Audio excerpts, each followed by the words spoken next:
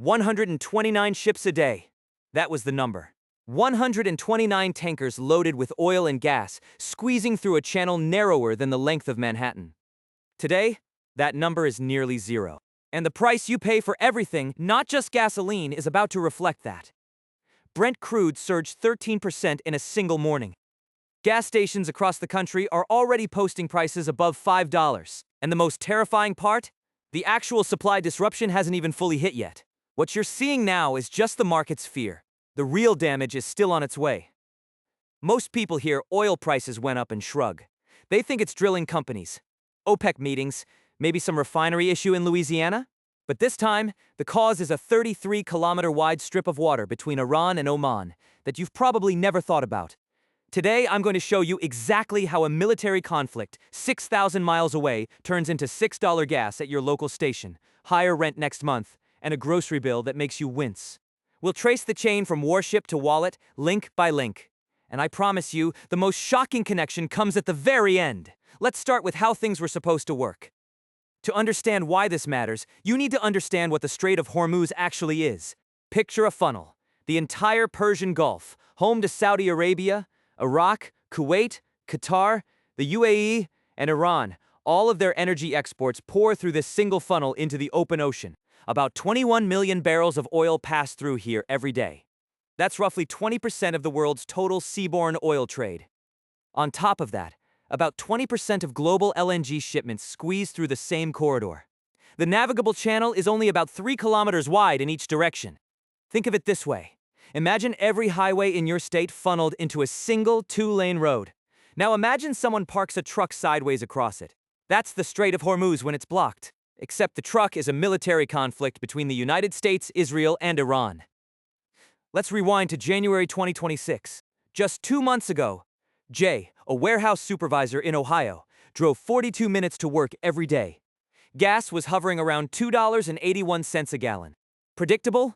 Comfortable. He budgeted $200 a month for fuel, and it worked like clockwork.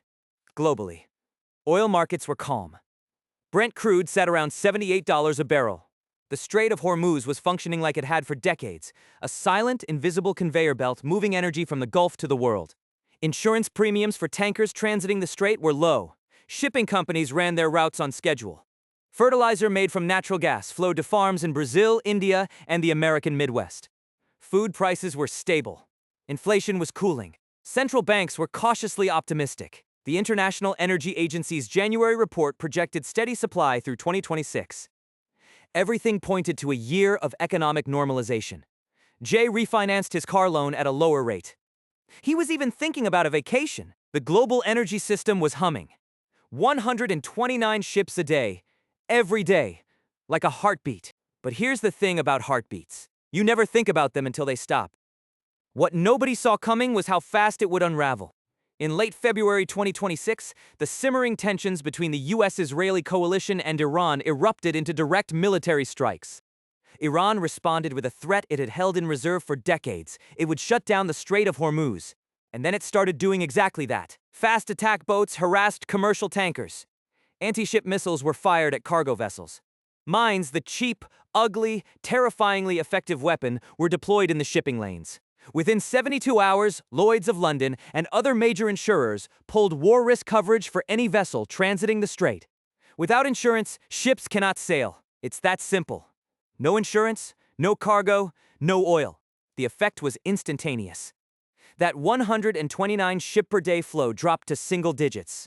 Brent crude, which had been sitting at $78, rocketed past $100 in 48 hours. By the first week of March, it touched $115 a barrel. That's a 47% increase in under 2 weeks. Now here's where the math gets personal. For every $10 increase in the price of a barrel of oil, the average American household pays roughly an extra 25 to 30 cents per gallon at the pump. Jay watched his regular station go from $2.81 to $3.50 in 9 days. He did the math on his phone in the parking lot. His monthly fuel budget just jumped from $200 to over $250. But the truly terrifying part? Fuel was only the beginning of Jay's problems. And I'll show you exactly why in a moment. But here's where it gets truly dangerous, and where most coverage completely misses the story. The Strait of Hormuz doesn't just carry oil. It carries the invisible ingredients of modern life. Qatar, the world's largest LNG exporter, ships virtually all of its gas through this strait. That gas doesn't just heat homes. It's the feedstock for urea, the most widely used nitrogen fertilizer on Earth. When the strait closed, urea prices spiked 38% in a single week. Think about what that means. A farmer in Iowa doesn't buy oil from the Persian Gulf, but he buys fertilizer, and that fertilizer just got dramatically more expensive. So his costs go up, and when his costs go up, the price of corn goes up. And when corn goes up, the price of feed goes up. And when feed goes up, the price of chicken, beef, eggs, and milk all follow. This is the domino chain that connects a missile strike in the Persian Gulf to the price of eggs in your grocery store. It typically takes 8 to 12 weeks for these commodity shocks to fully reach consumer shelves. That means the real grocery price surge hits in May and June. Now, the US government is not sitting idle. The Navy has deployed carrier strike groups and is attempting convoy escort operations, similar to Operation Earnest Will during the Iran-Iraq War in the 1980s. But this is not the 1980s. Iran has invested decades in asymmetric naval warfare. Thousands of sea mines, swarms of fast attack drones, anti-ship ballistic missiles that didn't exist 40 years ago. Clearing mines alone takes weeks, sometimes months. Former CENTCOM advisor Dr. Kenneth Pollack put it bluntly: you can escort ships through a minefield, but you can't make the minefield disappear overnight. Every day that strait stays contested, the global economy bleeds. Here's an alternative scenario to consider. If the United States had reduced its economic exposure to Middle East energy choke points by even 50% over the last decade, through domestic production and diversified supply routes, today's gas price shock would be roughly 30 to 40 cents per gallon less severe. That's the cost of strategic complacency, and the biggest winners in all of this chaos. Ironically, it's the oil companies whose stock prices are surging while you're paying more for everything. Let me bring this back to something concrete. Let's talk about Jay again. Jay's gas bill jumped a $50 a month. That's bad. But now his grocery bill is climbing too. His family of 4 spent about $950 a month on food in January. By May, economists project that number could reach $1,100, a 16% increase driven largely by fertilizer and transport costs. His landlord, who heats the apartment building with natural gas, has already sent a notice. Rent is going up $75 starting April 1st. Jay's credit card, which he's been using to cover the gap, carries a 22% interest rate. Every month he doesn't pay it off, the hole gets deeper. Now multiply Jay by 130 million American households. The Federal Reserve is trapped. Inflation is surging again, which normally calls for rate hikes. But raising rates when consumers are already squeezed risks triggering a recession. This is the nightmare scenario economists call stagflation, prices rising while the economy stalls. So let me ask you directly. How are you absorbing these increases right now? Are you cutting back on driving? Changing what you eat? Putting more on credit? Because this isn't abstract. This is your monthly budget under siege. And if the strait remains contested through the summer, we are looking at sustained $6 gas and a grocery inflation rate not seen since 2022. In 1956, the Suez Crisis taught the world that a single waterway could reshape geopolitics overnight.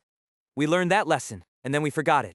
We built the most complex, efficient, and fragile energy supply chain in human history, and we routed 20% of it through a corridor narrower than most lakes. The Strait of Hormuz isn't just a geographic feature. It's a mirror.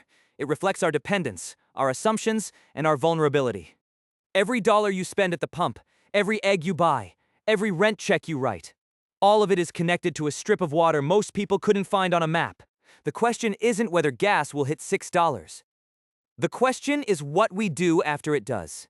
Do we finally build the redundancy our economy desperately needs? Or do we wait for the next choke point to fail? That choice will define the next decade of American economic life. And it starts with understanding that the price on the pump is never just about oil. If this video helped you understand what's really driving prices right now, hit subscribe. I break down the economic forces behind the headlines so you're never caught off guard.